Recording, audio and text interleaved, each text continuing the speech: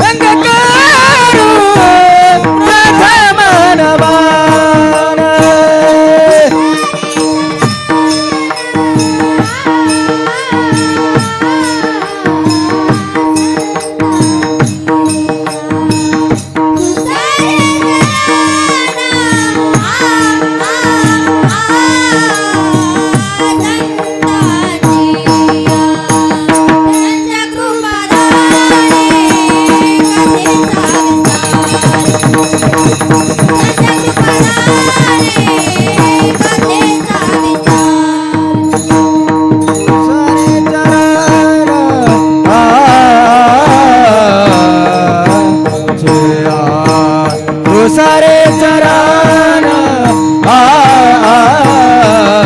संताचे त्यांचे कृपादाने कथे जावितारो त्यांचे कृपादाने कथे जावितारो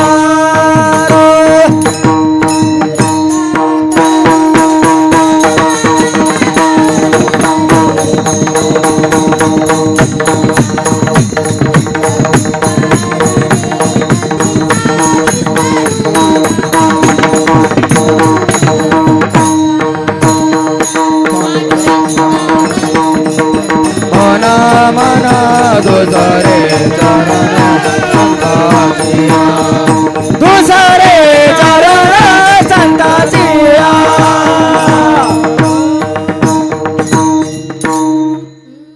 पांडुरंगा करू प्रथम नमन दुसरे चरण संतांचिया त्यांच्या कृपादाने कथेचा विस्तार बाबाजी सद्गुरुदास तुका अलंकापुरी रम्यसी वास्तनस्थं पदंबोज तेजस्फुदिक प्रदेशं विदिरादिदेवे सदा सूर्यमानं समाधिस्थमूर्तिं भजे ज्ञानदेवं नमो ज्ञानेश्वरा निवृत्ति उदारा सोपान देवा मुक्ताबाई नमो त्रिभुवनी पावनी आद्यत्रय जननी देवाची नमो विठ्ठला राजया पांडुरंगा नमो रुक्मिणी माऊली ज्ञानगंगा नमो पुंडलिका नमो चंद्रभागा नमस्कार माझा रुक्मिणी पांडुरंगा रायगडी मंदिरी वसे माझा राया चरणासी अर्पिते अजन्मही काया जगदीश्वरासी जोडली जाची ख्याती प्रथम वंदिते राजा तुम्हा शिव छत्रपती पाववी लठाया पांडुरंग चिंतिलिया त्यासी चिंतिलिया मणी चित्ता करी गवसनी प्रस्तुत सेवेकरिता निवडलेला अभंग संत श्रेष्ठ जगद्गुरु तुकोबर आहे यांचा 4 चरणाचा आत्यंतिक गोड आणि सुंदर सुप्रसिद्ध अभंग असून या अभंगाच्या माध्यमातून जगद्गुरु तुकोबर आहे प्रभू चिंतनाच्या फलश्रुतीचा विचार करतायत विठ्ठल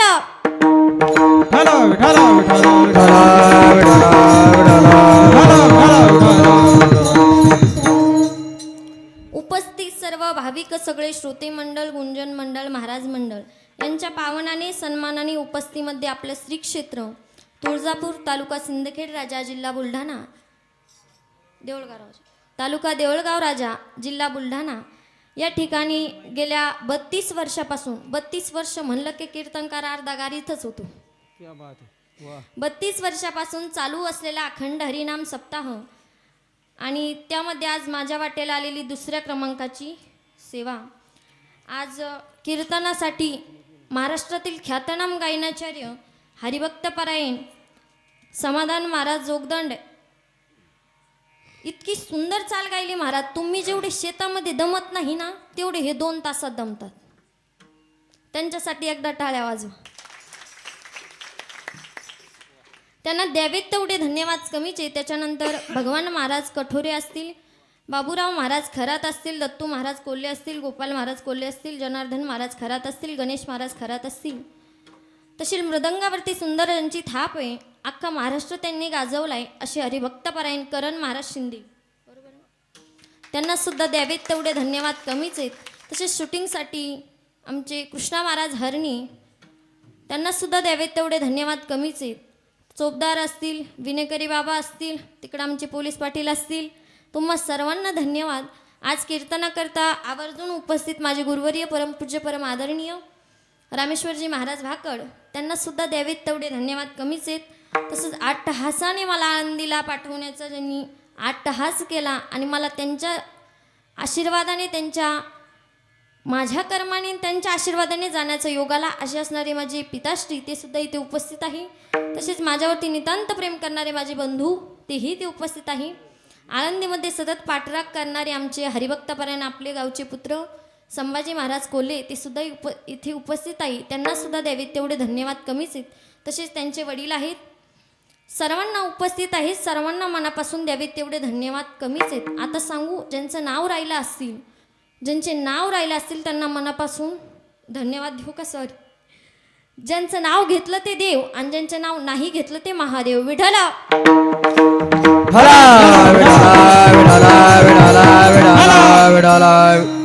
फार गोड अभंग आज आपण चिंतनाकरिता निवडलेला आहे.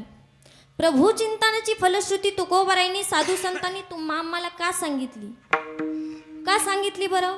याचा एकच उद्देश आहे की समाजाने देवाच्या चिंतनात निवृत्त झालं पाहिजे. मग जीव चिंतन करीत नाही का असं काही आहे का? अजिबात नाही. जीव चिंतन करीत नाही असं नाही. जीव चिंतन करतो पण देवाचं सोडून बाकी सगळ्यांचं चिंतन करतो. जे कीर्तनाला आले नाहीत मी त्यांचं म्हणत नाही, जे आलेत मी त्यांचं म्हणते. भाविक विश्वासी आणि तुका म्हणे नमन त्यासी. मी त्या महात्म्याच्या चरणावरती दंडवत घालते.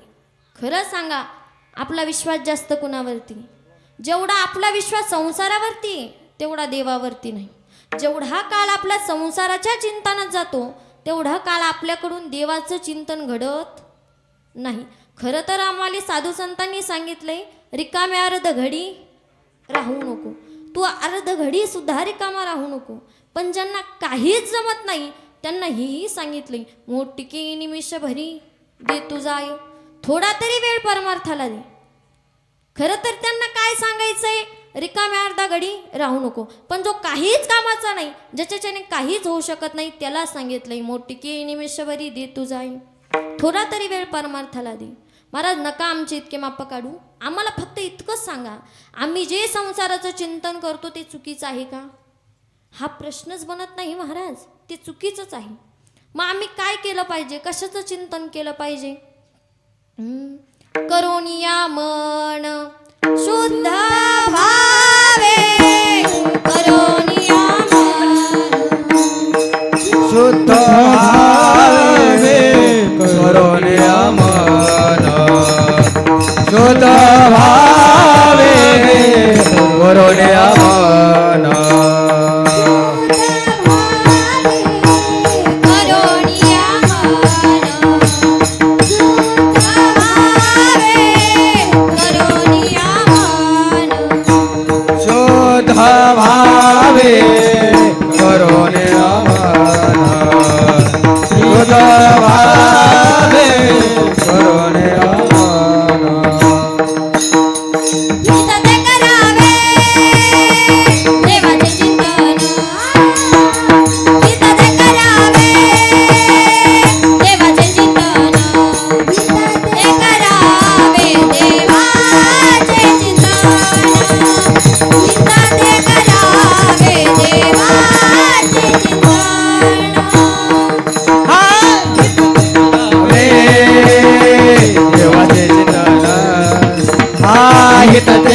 करावे देवाचे चिंतन हित ते करावे देवाचे चिंतन हित ते करावे देवाचे चिंतन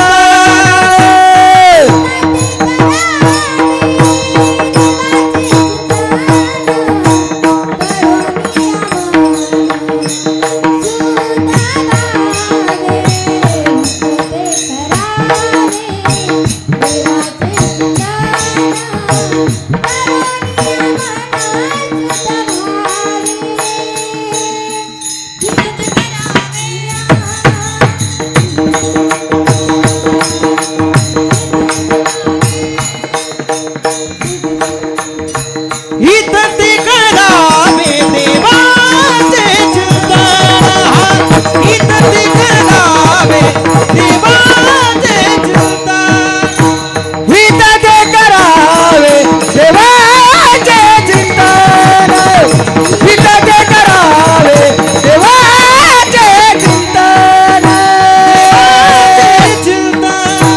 देवाचे चिंतन हित ते करावे देवाचे चिंतन करोनिया मन शुद्ध व्हावे सकळांच्या पायी माझे दंडवत. कशाचं चिंतन केलं पाहिजे? देवाचं. मग आता तुम्ही कीर्तनामध्ये येऊन बसलाय, खरं सांगा कुणाच्या विश्वासावरती? देवाच्या का माझ्या? कोणाच्या? कोण म्हणलं देवाच्या? हे वाक्य साफ खोटं आहे. तुम्ही देवाच्या नाही, तुम्ही कुलपाच्या विश्वासावरती या कीर्तन मंडपामध्ये येऊन बसलाय.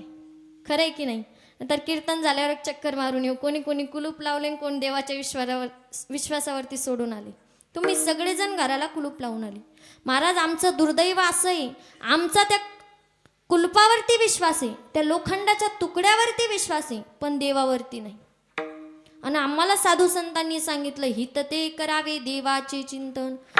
डझनानं नाही शेकडानं प्रमाण आहेत. म्हणून या राहू करा काळ सारा चिंतने एकांतवासी गंगा स्नाने देवाच्या पूजने.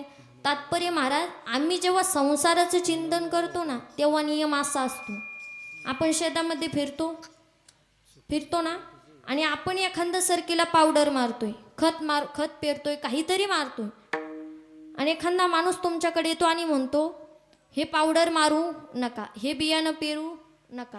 आणि जे खत बनवलंय त्या कंपनीवाले येतात आणि ते तुम्हाला सांगतात हे पावडर मारू नका, हे पावडर मारा, हे बियाणं पेरू नका, हे बियाणं पेरा. तेव्हा जे तुम्हाला सांगत असते ना, ते तुम्हाला दोन कर्तव्यांनी सांगत असतात. कारण हे पावडर का मारायचं नाही त्यांना हेही सांगणं भागे, आणि हे पावडर का मारायचं त्यांना हेही सांगणं भागे. जसा त्यांना नैतिक अधिकार आहे तसा आपल्याला सुद्धा अधिकार आहे संतांना विचारण्याचा की आम्ही संसाराचं चिंतन का करायचं नाही, आम्हाला हेही सांगा. आणि आम्ही देवाचं चिंतन का करायचं, आम्हाला हेही सांगा.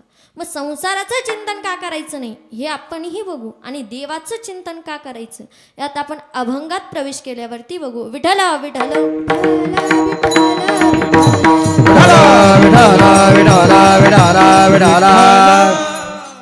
महाराज, संसारात दोनच प्रकारचं चिंतन आहे, जडाचं किंवा जीवाचं. कोणतं? जडाचं किंवा जीवाचं. संसारात दोनच प्रकारचं चिंतन आहे. ते चिंतन काय करतं? गीतेतला प्रसिद्ध श्लोक आहे, ध्यायतो विषयान पुंस संगस्तेषु उपजायते संगत संजयते कामः कामात् क्रोधोऽभिजायते कामात् भवति सम्मोह सम्मोहात् स्मृतिं विभ्रमः स्मृतिं भ्रशात् बुद्धिनाशो बुद्धिनाशात् प्रणश्यति. नुसतं नश्यंती नाही, प्रणश्यंती. एक बोलू का? नुसतं वाटूळ नाही, वज वाटूळ आहे. वज वाटूळ शब्द आहे का तुमच्याकडे? आहे का? नाही वय, जाऊ दे, आहे माझ्याकडे दुसरा शब्द. नुसता नाश नाही, सत्यानाशी. आता पटलं का तुम्हाला? बुद्धिनाशात प्रणश्यती. मूळ शब्दाला जेव्हा विसर्ग लागतो तेव्हा त्याचा अर्थ बदलत असतो, आणि प्र हा उपसर्ग त्याचं प्राबल्य दाखवत असतो. फक्त नाश एक शत जडाच्या चिंतनात आहे. ज्ञानोबराय म्हणतात, म्हणून ऐके अर्जुना जैसा विस्फुलिंग लागे इंधना मग तो प्रौढ झालिया त्रिभुवना पुरोषके तैसे विषयाचे ध्यान जरी विपाय वाहे मन करी ऐसेने हे पतन गिवसित पावे. सोडून द्या जडाचं चिंतन. याला मी उदाहरण देते, तुम्ही लक्षपूर्वक ऐकलं तर तुम्हाला कळेल. जडाचं चिंतन काय करताय का? माणसाने व्यापार करावा कसा, फायद्याचा का तोट्याचा? तुम्ही कसा करता मला सांगा. मी फायद्याचा करते, तुम्ही फायद्याचाच करता का तोट्याचा? फायद्याचा व्यापार करावा. आपण फायद्याचा व्यापार कशाला म्हणतो? आपण जेवढं भांडवल गुंतवले त्याच्या 1.5 पटीनं, दुपटीनं, 1.25 पटीनं आपल्याला जास्त मिळणं, हा काय झाला? फायद्याचा व्यापार. पण तोट्याचा व्यापार, आपण जे भांडवल गुंतवले ते वाया जाणं, निदान ना नफा ना तोटा, हा तरी बरा व्यापार आहे. पण काहीच नाही मिळणं, हा झाला तोट्याचा व्यापार. एका गावामध्ये गरीब माणूस राहायचा, मूलमंजुरीवर आपलं पोट भरायचं. 2 लेकरं होती. बायको एक दिवस म्हणाली, का हो, या मूलमंजुरीवर आपलं पोट भरत नाही, तुम्ही जा आणि काहीतरी उद्योगधंदा करा. मी हा दृष्टांत तुम्हाला कशासाठी सांगतेय? जडाच्या चिंतनाने काय होतं. आता तो म्हणला, काय उद्योगधंदा करू? ती म्हणली, अहो जा काहीतरी उद्योगधंदा करा. महाराज हा गेला, याने असे काही काचाचे तुकडे गोळा केले. तुम्ही आठवा, काही 8-10 वर्षापूर्वी शॉकेशमध्ये ठेवण्याकरिता काचाचे घरं विकण्याकरिता यायचे. हा गेला, याने असे काही काचाचे तुकडे गोळा केले आणि त्या काचाच्या तुकड्याची 2 घरं तयार केली. किती? 2. त्याला ते 2 घरं तयार करण्यासाठी 5 रुपयाचा खर्च आला. त्याने ती 2 घरं तयार केली, टोपल्यात मांडली विकण्याकरिता, देऊळगाव राजाला घेऊन गेला. त्याला एका घराची 10 रुपये आली. व्यापार फायद्याचा झाला का तोट्याचा? फायद्याचा झाला. घरी आल्या, बायकोला म्हणाला, 2 घरं तयार करण्यासाठी फक्त 10 रुपयाचा खर्च आला आणि हेच 2 घरं देऊळगाव राजाला विकण्याकरिता घेऊन गेलो तर या 2 घराची 20 रुपये आली.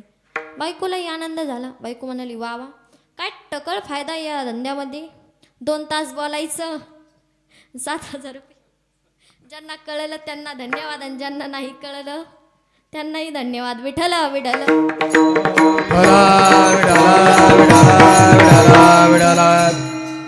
खूप छान धंदा आहे म्हणे. तुम्ही काय करा, हा उद्योगधंदा थोडा वाढवा.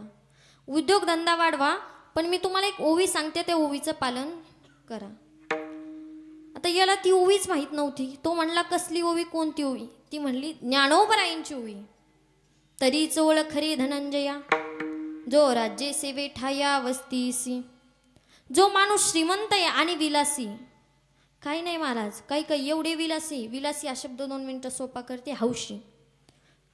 काही माणसं इतके हौशी असतात, पण जिथं नाही तिथं उधळपट्टी करतात. सप्ताह अर्धा झाला पण त्यांची वर्गणी गोळा नसते, आणि जिकडं नाही तिकडं पाहायचं कामच नाही. शहरातले माणसं हौशी असतात म्हणे. तुम्ही काय करा, 10-15 घरं तयार करा आणि बुलढाण्याला घेऊन विकायला घेऊन जा. तो म्हणला, काहीच हरकत नाही. महाराज याने 10-15 घरं तयार केली, टोपल्यात मांडली, विकण्याकरिता घेऊन गेला. चालत चालत चालत देऊळगाव राजेपर्यंत गेला. बिचारा थकला. एक झाड पाहिलं, एक विहीर पाहिली, बसला. गाथोड्यात भाकर होती ती खाल्ली आणि म्हणला, आता 5-10 मिनटं विसावा घेऊ, 5-10 मिनटं आराम करू. मी कशामुळे सांगते या दृष्टांत बोलत चला. जडाच्या चिंतनाने काय होतं. त्या झाडाखाली बसला आणि महाराज त्याने चिंतन चालू केलं. कशाचं? पैशाचं. आता बुलढाण्याला गेल्याच्या नंतर याचे 10,000 20,000 होतील. 10,000 20,000 झाल्याच्या नंतर याची परत घरं तयार करायची. मग त्याचा चांगला कोटीपर्यंत व्यवहार गेला महाराज. नारदांनी साधकांनी सांगितलंय, 3 गोष्टीची चर्चा माणसाने कधीच करू नये. नास्तिकम अवस्त्रीधन, नास्तिकम न चरित्रम न श्रवणीयम. नास्तिकाची, धनाची आणि बाईची चर्चा माणसाने कधीच करू नये आणि ऐकूही नाही. का करू नाही, का ऐकू नाही? तर नास्तिकाची चर्चा काम वाढवते, धनाची चर्चा लोभ वाढवते. म्हणून नास्तिकाची, धनाची, बाईची चर्चा माणसाने आयुष्यात कधीच करू नये. आणि याने ते जडाचं चिंतन म्हणजे धनाचं चिंतन, पैशाचं चिंतन चालू केलं. मी एक सांगू का, जागृतीतला हिशोब जरा आटोक्यात असतो, पण स्वप्नातल्या हिशोबाचं काही माप नाही. आता याचा झोपीत हिशोब चालला होता त्या पैशाचा. 1 लाख होतील, 2 लाख होतील, त्याचं चांगलं घरापर्यंत गेलं. म्हणलं आता हे पैसे झाले की 1-2 लाखाचा बंगला बांधील. 1-2 लाखात नाही होत, एखादा करोडचा बंगला बांधील. महाराज बांधला त्याने बंगला, पण कुठं? स्वप्नात हे लक्षात राहू द्या. नाही तर माणसानं साक्षी दिदीने बंगला बांधला होता, कीर्तनात सांगत होत्या, त्या माणसाने बांधला स्वप्नात. म्हणलं 10-20 इंचची LED लावीन घरात, जास्त मोठी झाली का? नाही नाही, स्वप्नात अशीच असते. असं रिमोट हातात घेईल म्हणला, मॅच लावीन, पिक्चर पाहिन, बायकोला म्हणी ऐ काय, बायकोला असा आवाज देईन. महाराज, बायकोला असा आवाज देणं स्वप्नातच शक्य आहे, असं काही शक्य नाही. बायकोला आवाजच देईल, ऐ भजन, असा दमच देईल म्हणला बायकोला. महाराज यांनी दम दिला पण स्वप्नात. आणि बायकोने जर भजे आणायला उशीर केला, काय, बायकोने जर भजे आणायला उशीर केला तर तिच्या कंबडात धडकन दिशी अशी लात घालीन. येईनी जरा दमानी आणली, त्यांनी लई जोरात घातली, पण त्यांनी कशाला आणली? टोपल्याला. यांच्यासाठी टाळ्या वाजवा. मी प्रत्येक कीर्तनात विचारते, पण समोरचा बसलेला व्यक्ती बोलतच नाही.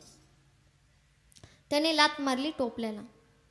जडाचं चिंतन केलं, पत्नाकडे नेलं. त्याचं प्रॉफिट काय होतं? त्याला जे ते घराचे पैसे मिळायचे होते ते तर मिळाले नाही, पण भांडवलाचा नाश झाल्याशिवाय राहिला नाही. मग आपल्याकडे आहेच तरी काय? आपल्याकडे फक्त हा नरदे, जातानी काही नाही, येतानी काही नाही. देह हे काळाचे, धन कुबेराचे. देहही आपला नाही, धनही आपला नाही. जडाचं चिंतन केलं, पत्नाकडे नेलं. जीवाचं चिंतन काय करतं? आपलं प्रॉफिट काय होतं? त्याची 10 घरं, त्याचा नाश झाला. आपल्याकडे फक्त नरदे आहे. तुम्ही जर देवाचं चिंतन केलं नाही तर तुम्हाला याचं प्रॉफिट भगवान परमात्मा प्राप्त होणार नाही, पण भांडवलाचा नाश झाल्याशिवाय राहणार नाही. म्हणजे या नरदेहाचा नाश झाल्याशिवाय राहणार नाही. पण नका करू नाश आयुष्याचा, सकळांच्या पायी माझे दंडवत. जडाचं चिंतन केलं, पत्नाकडे नेलं. जीवाचं चिंतन काय करतं महाराज? जीवाचं चिंतन ही पत्नाकडेच नेतं. दंडक नदीमध्ये भरत राजा उभा होता. मी कशासाठी सांगते? जडाचं चिंतन झालं, आता जीवाचं चिंतन. जडाच्या चिंतनासाठी हा दृष्टांत आहे. तुम्ही जर लक्षपूर्वक ऐकलं तर तुम्हाला आज सगळं कीर्तन कळेल. जीवाचं चिंतन काय करतं? नदीमध्ये राजा उभा होता आणि गर्भवती प्रसव काळ जवळ आल्या होत्या. हरणीचा प्रसव काळ जवळ आलेला होता. हरिणीने अशी गंडक नदीमध्ये उडी मारली. कशात? गंडक नदीमध्ये उडी मारली. आणि तो तिचा प्रसव काळ जवळ आला होता. तिचा गर्भ वाहून जाऊ लागला. राजाने बघितलं. राजाने तो गर्भ उचलला आणि घरी आणला. चांगलं केलं की वाईट केलं? चांगलं केलं. त्याची खायची कुवत नव्हती महाराज. त्याला राजा गवत चारू घालायचा, दूध पाजू घालायचा. चांगलं केलं की वाईट केलं?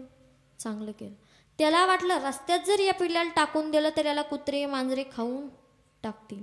त्याने घरी आणलं आणि महाराज राजा रोज सकाळी उठल्यानंतर काकडा करायचा. उठा जागे व्हा, तुम्ही जागे व्हा आधी, उठा जागे व्हा रे आता. त्याचा काकडा चालायचा. कोणाचा? राजाचा. आणि हरीण मागून यायचं आणि त्याला ढुसण्या मारायचं. काय करायचं? ढुसण्या मारायचं. रोज महाराज यांचं असंच चालायचं. मग राजा काय करायचा? गळ्यातला विणा बाजूला ठेवायचा, त्या हरणाला घ्यायचं आणि कुरळत बसायचं. अशी बरीचशी हरणं आहे तिथं. आणि मग कुरळत बसला की हरीण झोपी जाऊ की याचं भजनाचे 12 वाजत जाईल, भजन बाजूला राहील. महाराज हरीण एकदा मोठं झालं की आपल्याजवळ राहत नाही. आता आपलं जर लेकरू असेल ते मोठं झालं की ते टणक टणक टणक उड्या मारी देऊळगाव राजा जिल्हा बुलढाणा आपल्याला न सांगता फिरतो. तसं ते हरीण मोठं झालं. त्याला राजाजवळ काही करम म्हणा. ते एक दिवस राजाला सोडून गेलं. पण राजाला आता त्याच्या विना करमाना. तुम्ही मला सांगा, आपलं लेकरू 2 दिवस कुणाच्या घरी राहायला गेलं तर आपल्याला करमतं का? अजिबात करमत नाही. त्या आईचा जीव असा लई होतो. मग राजाचा विचार करू लागला, हरीण कुठं असेल, हरीण काय करीत असेल, हरीण काय खात असेल. तू काळजीच करू नको, हरीण रोज डाब्यावरती. मला असं करत राजा जड भरत राजा हरणी गर्भा गेला. जड भरत राजा हरणी गर्भ गेला. जड भरत राजा हरणी गर्भ गेला. जड भरत राजा हरणी गर्भ गेला जड भरत राजा हरणी गर्भ गेला जड भरत राजा हरण गर्भ गेला जड भरत राजा हरण गर्भ गेला हा घाला तो घातला वासनेने घाला तो घातला वासनेने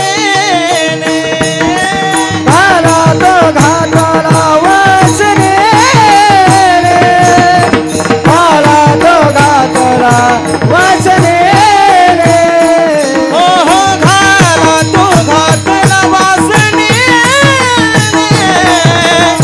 घाला तो घातला वासनेने हा घाला तो घातला वासने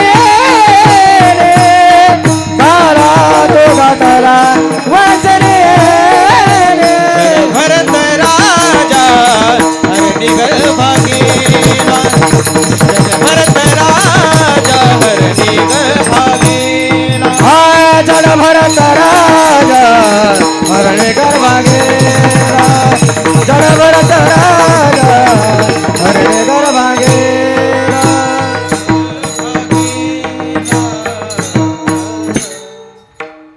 जड भरत राजा हरिणी गर्भा गेला घाला तो घातला वासनीने. झाले का नाही वाटोळ?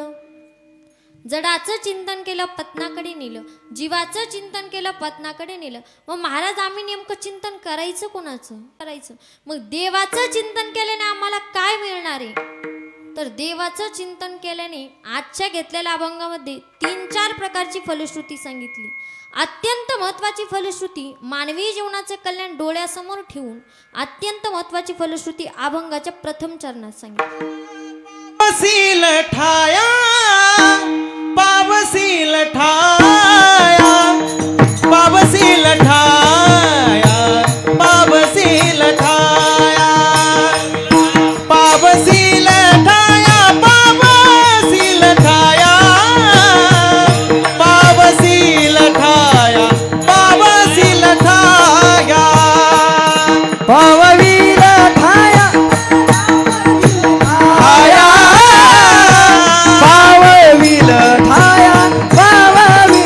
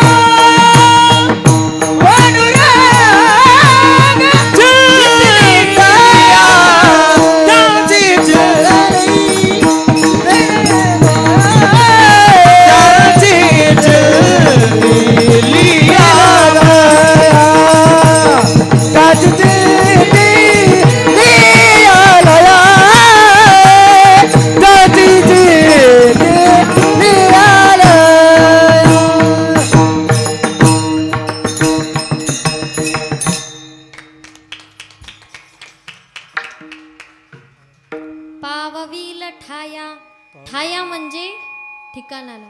कुठं ठिकाणाला? त्या पांडुरंग परमात्म्याच्या ठिकाणाला. कधी पोहोचवतो तो? त्याचं चिंतन केल्यावरती. असं पोहोचवत नाही. त्याचं चिंतन केलं तर तो फक्त त्या ठिकाणालाच पोहोचत नाही, तर अजून काय करतो? तर चित्ताला गवसणी करतो. 2च मिनिटात तुम्हाला गवसणी कशी असते सांगितले. मृदंगाला गवसणी असते, विण्याला गवसणी असते. आता कीर्तन संपलं की महाराज त्याचे गट्टे मागे सरकवणार, मृदंगाचं कणिक काढणार आणि मृदंग बॅगेत टाकणार. बॅग एकदा उचलली घरात जाणार. घरात एकदा ती बॅग ठेवली तर ती जी गवसणी असते, ती जी बॅग असते, त्याला पाणी लागू देत नाही, त्याच्यावर धूळ बसू देत नाही, त्याला ऊन लागू देत नाही, त्याला काहीच होऊन देत नाही. ती काय आहे? गवसणी. अगदी त्याच पद्धतीने आपण त्या देवाचं चिंतन केलं तर तो आपल्या चित्ताला गवसणी करतो. कितीही मोठा आघात येऊ द्या, तो आपल्या चित्तापर्यंत पोहोचू देत नाही. पण हे कधी होतं? देवाचं चिंतन केल्याच्या नंतर. अहो कधीही करा ना तुम्ही, कामामध्ये कामन काही म्हणा, राम राम. कामामध्ये काम काही म्हणा राम राम. कामामध्ये काम काही म्हणा राम राम. कामामध्ये काम काही म्हणा राम राम. कामामध्ये काम काही म्हणा राम राम. हे कामामध्ये काम काही म्हणा राम राम. कामामध्ये काम काही म्हणा राम राम. कामामध्ये काम काही म्हणा राम राम. कामामध्ये काम काही म्हणा राम राम. हा जाईल भवश्रम सुख होईल दुःखाचे. जाईल भवश्रम सुख होईल दुःखाचे. कामामध्ये काम काही म्हणा राम राम. कामामध्ये काम काही म्हणा राम राम. हा कामामध्ये काम काही म्हणा राम राम. कामामध्ये काम काही म्हणा राम राम. काही म्हणा राम राम. काही म्हणा राम राम. टाळी वाजवा. तिकडं तिकडं वाजती का नाही? कामामध्ये काम काही म्हणा राम राम. जाईल भवश्रम सुख होईल दुःखाचे. कधीही म्हणा, कधीही म्हणा. कामामध्ये काम कधीही म्हणलं तरी काही हरकत नाही. देव काय आपल्याला येऊन भांडत नाही. त्याचं चिंतन केलं तर तो काहीही करतो. चित्ताला गवसणी करतो. फक्त एवढंच आहे का? अजिबात नाही. तो बळही प्राप्त करून देतो. या अभंगामध्ये 3 गोष्टी सांगितल्या. चित्ताला गवसणी, ठिकाणाला पोहोचवतो आणि बळ प्राप्त करून देतो. मग महाराज बळ कशामध्ये आहे? माणसात आहे. प्रत्येक जणात बळ आहे. पण ज्याला बळ नाही ना, तो कामात येत नाही असं काही नाही. प्रत्येकाच्या अंगात थोडं का होईना पण बळ आहे. चोपदार, तुम्हाला गोगलगाई कधी चावली का? चावली का? नाही ना. तुम्हाला चावली का गोगलगाय? अजिबात नाही. केवढी असती गोगलगाय? 5-6 फुटाची असती का? मग एवढी गोगलगाय असती. त्या गोगलगायला जर लोकांनी बघितलं तर लोक पायाने तुडून जातात. पण त्याच जागी विंचू जर असला तर काय? त्याच जागी जर विंचू असला तर मग लोक काय करतात? उडी मारून जाते. कारण लोकाला पक्क माहिती ह्या बाबानं जर पप्पी घेतली तर काय? आबा बाबा बाबा विंचू चावला देवा रे देवा. विंचू चावला, विंचू चावला, विंचू चावला, विंचू चावला रे. विंचू चावला, विंचू चावला, विंचू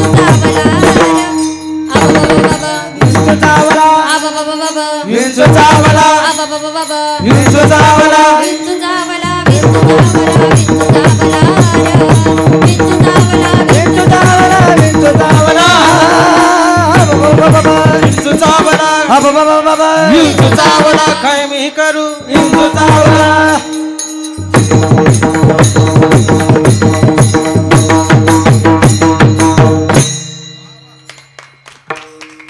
महाराज आम्ही जेवढं ओरडलो नाही ना तेवढं विंचू चावल्यावर माणूस ओरडतो थाय थायच नाचतो कधी विंचू चावल्याच्या नंतर बरं का विंचू चावल्याच्या नंतर माणूस नाचतो आणि गोगलगाईला का तुडून जातो तर गोगलगाईच्या अंगात बळ कमी आहे गोगलगाईच्या अंगात बळ नाही आणि विंचूच्या अंगात बळ आहे तसंच अगदी माणसाचंही एखाद्या माणसाच्या अंगात बळ असेल तर तो समोरच्याला दाखवण्याकरिता जातो तुम्हाला त्याच्यासाठी दृष्टांत देईल पालीकडे जास्त पैलवान आहेत कुठं पालीकडं पालीकडचा पैलवान एकदा जालन्यात आला कुठं आला जालन्यात पैलवान आला आणि जालन्यातला एक सुप्रसिद्ध पैलवान होता आणि तो बाहेरून आलेला पैलवान त्या पैलवानाकडे त्याच्या घरी गेल्याच्या नंतर पाहिलं का आजीबाई होत्या काय मुलाची आजी होती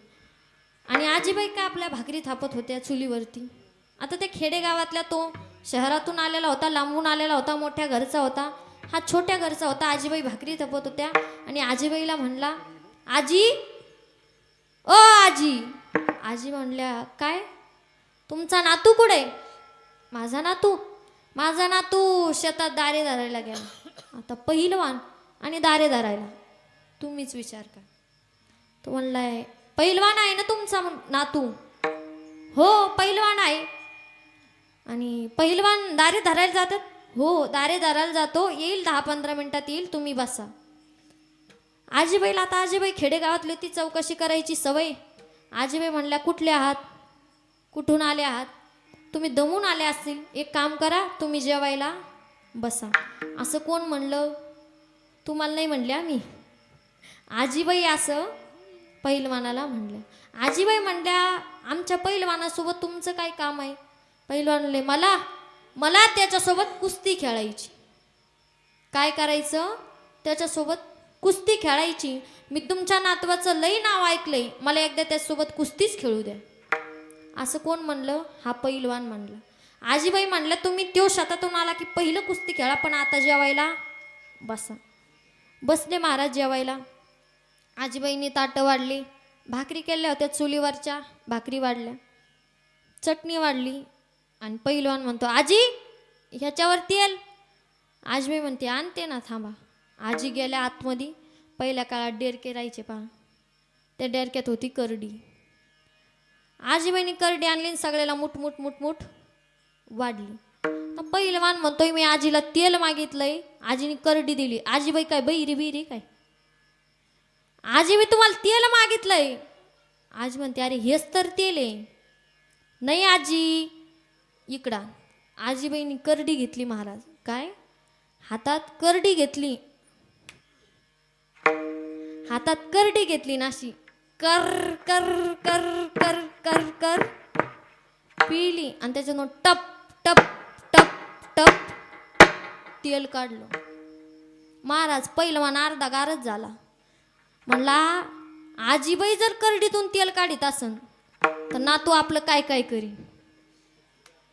महाराज बिगर चप्पल घालताच पळलं पहिलवान म्हणला नाही येतो रामकृष्ण आर्या बिगर चप्पल घालताच पळलं ही कशाची ताकद आहे बळ माणसाकडे बळ असलं की माणूस चैनीने बसत नाही पण आपल्याला देवाचं चिंतन केल्याच्या नंतर तो भगवान परमात्मा गवसनीही करतो ठिकाणालाही पोहोचवतो आणि महाराज तिथं गेल्याशिवाय आपल्याला सुख प्राप्त होत नाही बरं ह्या संसारात आपल्याला सुख प्राप्त होऊ शकत नाही दुःख बांधवडी आहे हा संसार सुखाचा विचार नाही कोटी या संसारात तुम्ही सुखाची अपेक्षाच करू नका इथं सुख भेटू शकत नाही त्या ठिकाणाला गेल्याशिवाय आपल्याला सुख प्राप्त होतं मग देव काय करतो त्याचं चिंतन केल्याच्या नंतर ठिकाणाला पोहोचवतो चित्ताला गवसणी करतो आणि बळही प्राप्त करून देतो महाराज तुम्ही जे आतापर्यंत हे तिन्ही गोष्टी सांगितल्या हे सगळं लौकिक सांगितले काय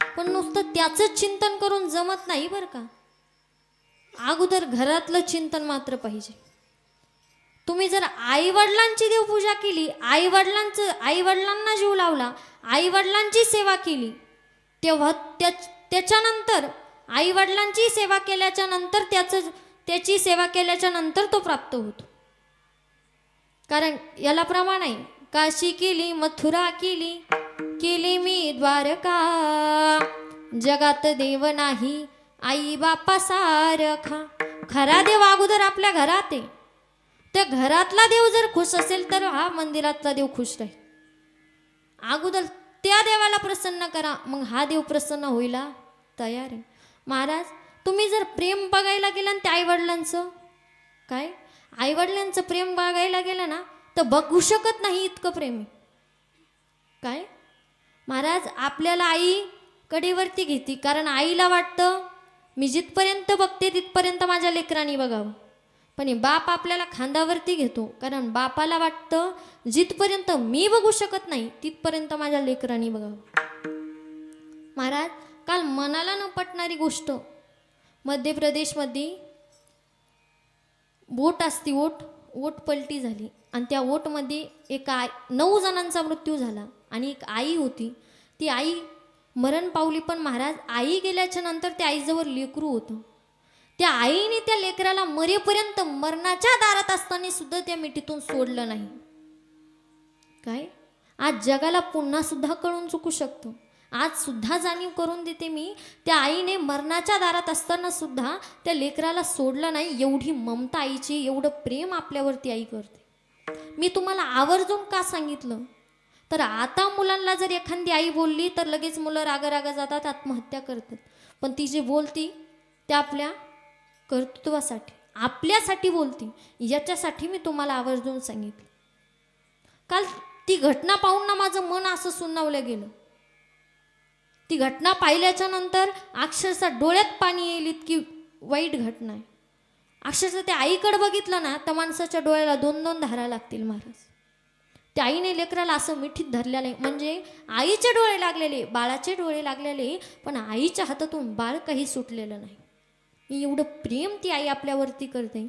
तर अगोदर तुम्ही आईवडिलांना जपा आणि मग देवाकडे जा. जेव्हा आईवडिलांनाच चिंतन करताल, आईवडिलांची सेवा करताल आणि मग देवाची सेवा करा, तो देव तेव्हा प्राप्त होईल. तसा होणार नाही.